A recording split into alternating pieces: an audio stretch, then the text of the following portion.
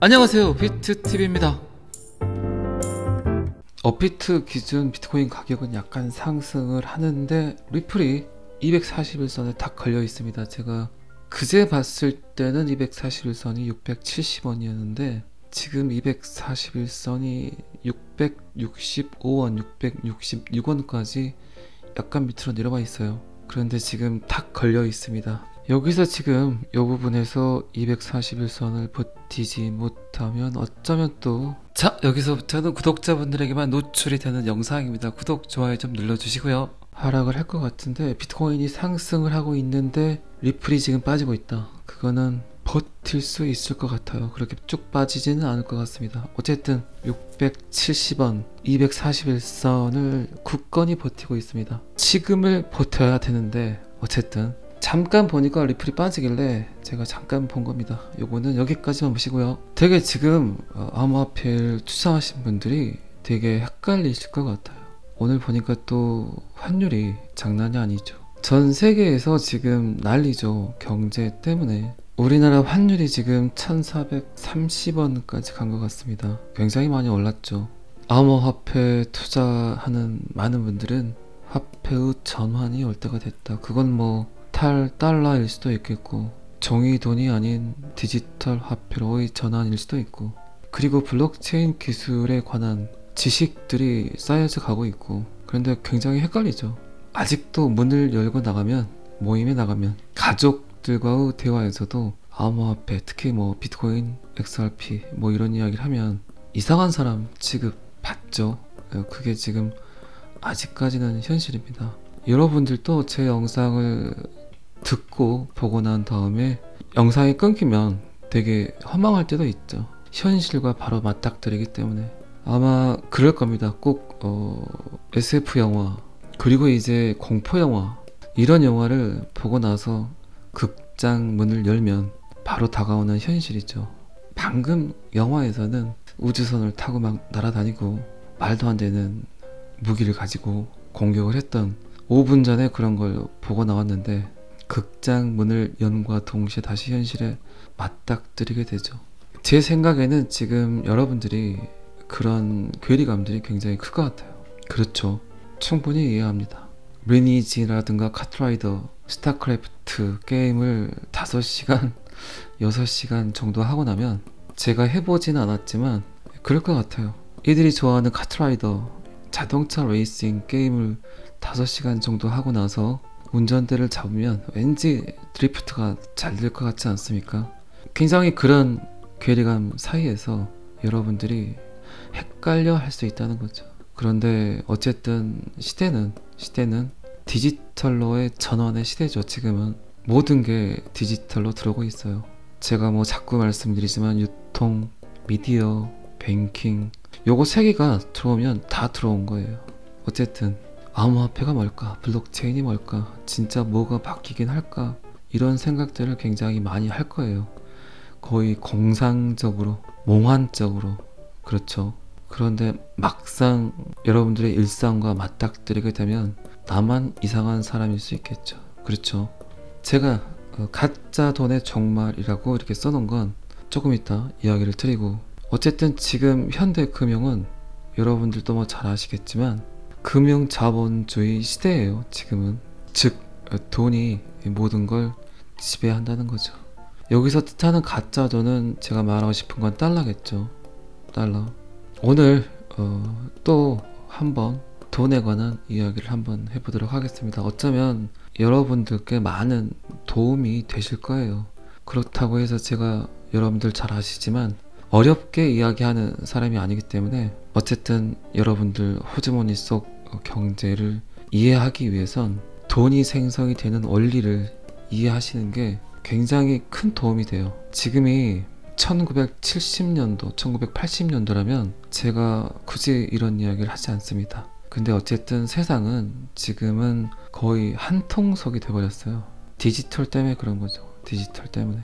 인터넷이 없던 시대와 인터넷을 매일 사용하는 시대, 이거는 굉장히 크다는 거죠.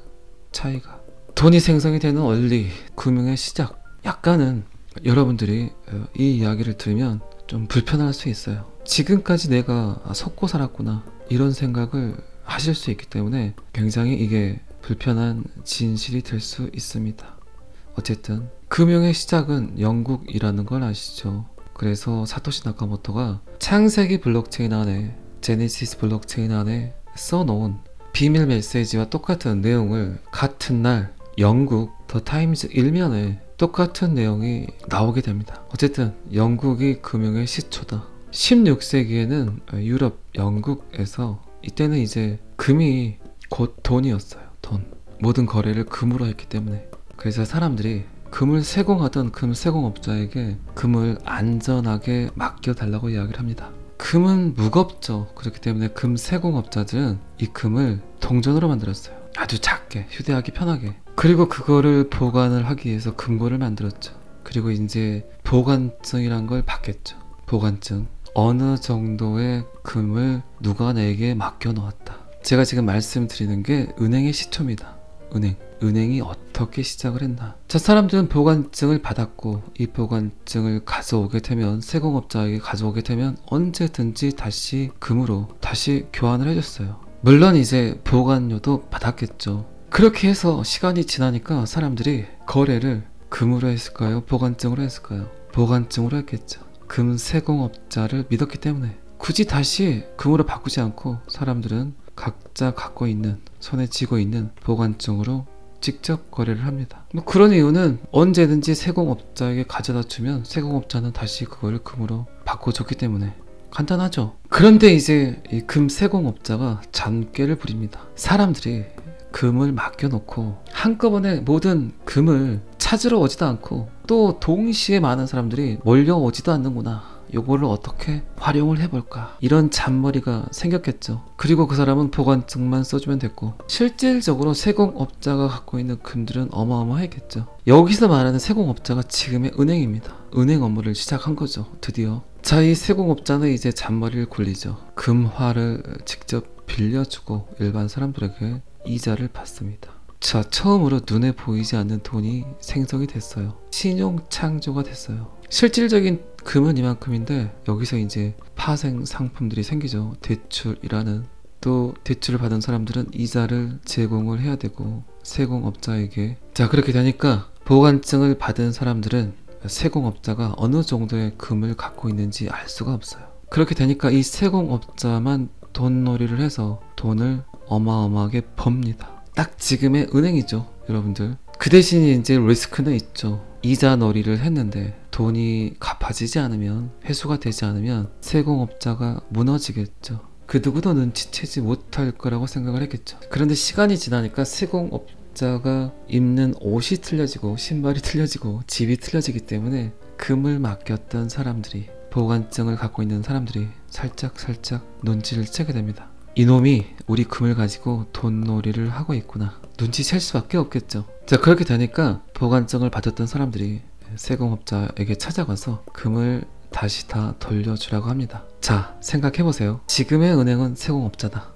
그런데 세공업자가 갑자기 돈을 많이 버는 것 같다. 그런데 이자 놀이를 잘못해서 점점 금이 사라지는 것 같다. 요걸 느꼈던 보관증을 갖고 있는 사람들은 세공업자를 찾아가서 금을 요구를 한다. 이게 이제 현대금융에서는 뱅크런이죠. 여러분들도 은행이 위태롭다고 생각되면 아마 내일 아침에 은행에 가서 본인이 갖고 있는 돈을 다 빼버리겠죠. 현금화를 해버리겠죠. 이게 뱅크런입니다. 현대금융도 마찬가지죠. 지급준비율이란 게 있어요. 지급준비율. 우리나라 같은 경우는 제가 알기로는 3% 정도? 3%인가 5%인가 될 거예요. 지급준비율. 미국은 10%. 은행이라는 곳은 법적으로 예금자가 100만 원을 은행에 맡기게 되면 우리나라 같은 경우는 은행이라는 곳에서 3만 원만 두고 나머지 97만 원은 돈놀이를 해도 된다. 미국은 90만 원을 돈놀이를 해도 된다라고 나와 있어요. 법으로 그렇게 하도록 했습니다. 그러니까 돈이 얼마나 프린팅이 되고 새로운 돈들이 지금도 계속해서 생성이 되죠. 신용창조. 이렇게 항상 은행에 있지도 않은 돈들이 끊임없이 생성이 됩니다. 끊임없이 돈이 생성이 됐기 때문에 지금 2022년 이런 사단이 난 거죠. 난리가 난 거죠.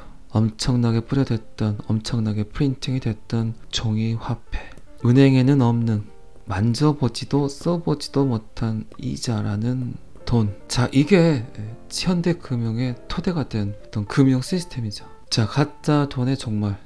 방금 전까지 제가 가짜 돈 이야기는 많이 했죠. 이자. 제가 영상에서 여러 번 말씀드렸지만 실제 가상 화폐는 이자다, 종이 화폐다, 빚이다 라고 이야기를 드렸죠. 자, 1944년 브레튼 우즈 협정을 여러분들 아실 거예요.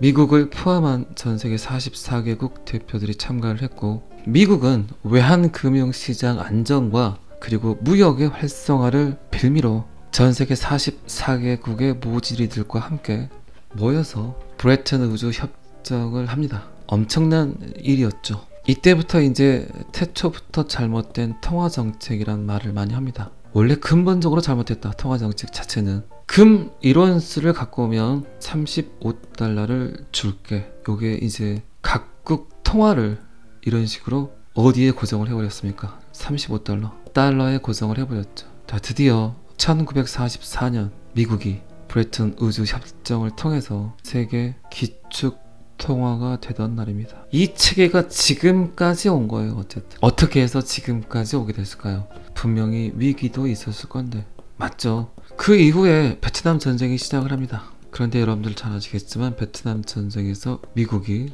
모지리가 됐죠.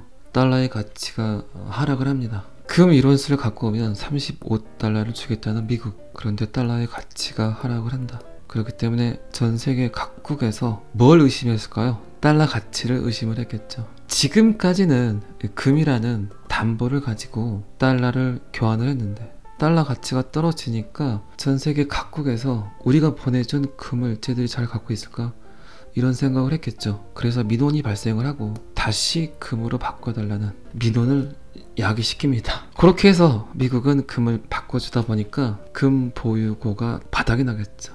어쨌든 돈을 찍으려면 금이 필요한데 금은 점점 사라지고 바꿔줘야 되는 금을 확보하기가 굉장히 힘들어졌습니다. 다른 나라들이 달러 가치를 이때부터 엄청나게 의심을 하기 시작을 했죠. 자, 그런데 미국이 어떻게 했습니까? 1971년 8월 엄청난 일을 벌이죠. 엄청난 일을 벌입니다. 말도 안 되는 일을.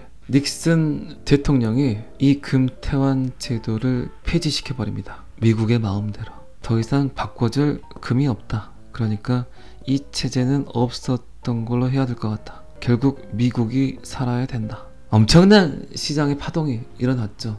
지금 이 사진 보시면 아시겠지만 1971년 이전의 달러와 그 이후의 달러가 틀립니다. 어떤 차이점이 있나요? 위쪽 달러는 이 달러를 갖고 오게 되면 금과 바로 교체를 해주겠다는 달러고, 밑에 달러는 그냥 정의지폐, 그냥 달러입니다. 이게 1971년 닉슨 대통령이 금태환 제도를 포기해버린 이후에 나타난 달러의 그림이죠. 드디어 1971년도는 달러가 금으로부터 완벽하게 자유로워진 해이죠. 이제 미국이 이때부터 원하기만 하면 그들 마음대로 필요하다면 금과 아무 상관없이 달러를 발행할 수 있게 돼버렸다는 겁니다. 이게 무서운 거죠. 제가 왜 서두에 태초부터 잘못된 통화정책이란 표현을 했을까요? 조금은 이해가 되실 겁니다. 어쨌든 지금 시대는, 지금 세계는 미국의 달러놀이, 달러 찍기 놀이에 모든 금융 시스템이 휘말리고 있다고 봐야죠. 전 세계로 유통되는 70%가 거의 달러로 유통이 되고 있기 때문에. 자, 그렇게 해서 어쨌든 지금까지 그 시스템이 유지되어 왔고, 1971년도에 드디어 미국은 담보 제공에서 벗어날 수 있었죠. 금이라는 담보를 제공으로 달러 발행을 했는데 완전히 자유로워졌고, 이제 본인들 마음대로 달러를 찍어냈죠. 금이라는 담보도 없이. 어떤 근거로 달러를 계속 찍어냈습니까? 담보 없이. 그들의 신용만으로 달러를 프린팅을 했습니다. 자, 방금 제가 했던 말을 들으니까 최근에 굉장히 이슈가 됐던 코인 하나가 생각이 나죠. 눈치가 빠르신 분들은 아마 생각이 났을 겁니다. 테더 루나 사태 아시죠? 아무런 담보 제공 없이 이런 스테이블 코인은 사라져야 된다.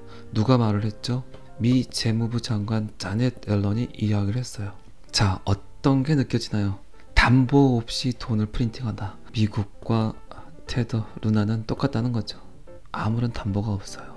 테더가 1달러를 계속 유지하겠다는 담보를 제공하고 루나를 계속 프린팅을 했죠. 루나를 통해서 테더 1달러를 계속 유지했기 때문에. 자, 그런데 이 시스템을 가장 잘 아는, 가장 잘 이용하는 미국에서 자넷 앨런이 요거를 공격했잖아요. 이게 뭡니까? 지금 말로 제가 현 세계에서 지금 세대에서 가장 큰 내로남불이 뭐냐 라고 이야기하면 자넷 앨런이 테더, 루나를 공격한 사건이죠. 둘 다 미국이나 테더나 어쨌든 담보는 없어. 그냥 말이 신용이야. 말도 안 되는 루나 신용을 가지고 테더를 계속 유지시켰잖아요. 그런데 이 프로토콜은 결국 깨졌죠. 지금 미국 달러가 지금 이 프로토콜이 깨져가고 있다는 겁니다. 이 시스템, 이 그지 같은 시스템, 아무런 담보 없이 돈을 프린팅했던 미국, 그리고 권도영 대표, 뭐가 틀립니까? 똑같아요. 자, 그러면 진짜 돈이 어떤 걸까요? 진짜 돈, 첫 번째는 누가 만들어야 될까요? 전혀 이해관계가 없어야 되겠죠.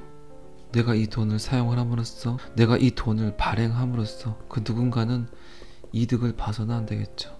전혀 이해관계가 없는 돈, 그리고 특정 집단, 특정 국가에서 발행이 돼야 되지 않는 돈, 그런 돈이 필요하겠죠.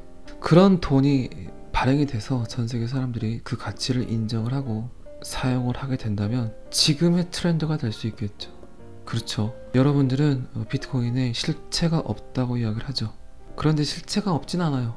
비트코인은 가장 근본적인 원리 자체가 누구나 화폐를 만들 수 있다예요. 지금은 특정 채굴 회사들이 이 일을 하고 있지만 초기 비트코인 블록 형성은 누구나 할 수 있었어요. 간단한 암호만 풀면 그들에게 비트코인이라는 보상이 주어졌으니까. 즉, 전 세계 사람들이 화폐를 발행할 수 있다죠. 이게 잘못 이해하고 있는 비트코인의 원리죠. 주체자가 없진 않아요. 자, 그러면 충분히 특정 기관이나 특정 국가에서 나온 화폐가 아니라는 겁니다. 전 세계 사람 누구나 화폐를 발행할 수 있다. 그게 암호화폐이다 라고 설명할 수 있겠죠. 그리고 그 화폐를 전 세계 사람들이 인정한다면 충분히 화폐로 쓰일 수 있겠죠. 그런데 영상에서 여러 번 말씀드렸지만 비트코인은 화폐가 될 수 없다. 비트코인이 화폐가 되기 위해서는 사토시 나카모토가 염려했던 중재자가 끼게 되면 수많은 장점들이 사라지게 된다. 결국 중재자 없는 디지털 안에서의 P2P 거래가 완성이 돼야만 전 세계 사람들이 인정할 수 있는 화폐가 될 수 있다. 나는 그냥, 여기서 말하는 나는 제가 아니라 사토시 나카모토예요. 이런 시스템을 만들었을 뿐이다.